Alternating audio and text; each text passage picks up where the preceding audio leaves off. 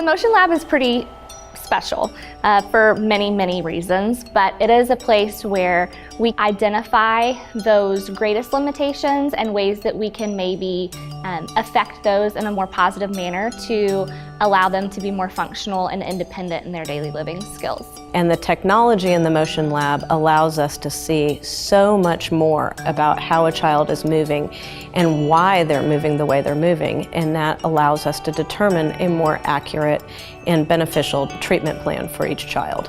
The walk aid has an electronically triggered sensor that when you move your leg in a certain direction, it triggers an electronic sensor that fires off a small electrical impulse and basically lifts up your foot for you.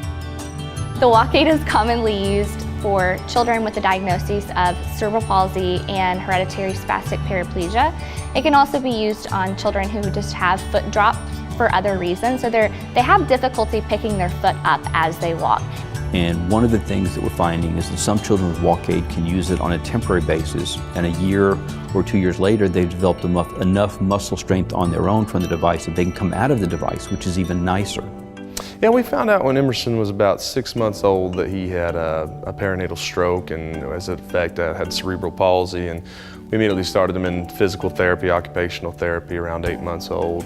And at about 20 months or so, he got to try out the walk aid for the first time, and to all of our surprise, tolerated it really well. And so it kind of put us down the path of trying to source one. One of the primary benefits that the walk aid affords our patients is that, number one, they most of the time get to do away with having to wear a leg brace. And what that means for a patient is that they can then walk barefooted, they can wear any kind of shoes that they want to, and they don't have the, stigma of wearing an AFO or a brace.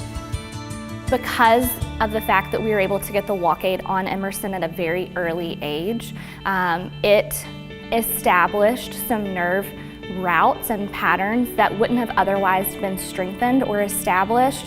And what that means for him long term is he's able to use those neuromuscular routes that wouldn't have otherwise been there. The case of Emerson, being able to play with normal kids and not have to worry about tripping and falling and busting lips. I mean, can't tell you how many busted lips and little crying fits we had with him. Every day we see children with very complex movement disorders. I am always amazed at the children that I work with, how happy that they are when they have so many things to overcome. Because of the technology in the Motion Lab that's been provided for us by our donors, we now have objective information to develop treatment plans for these children. The cost of things when you have a kid with disabilities, whether it's therapy or whatever else, is for a lot of people pretty insurmountable. You get caught in a lot of in-between zones where it's like, well, what can we do? What's the best place to put our money? And sometimes when you do have that little bit of donor help, I mean, it can be life-changing to a kid. We are so fortunate to have donors come alongside us and help us get these devices on these kids.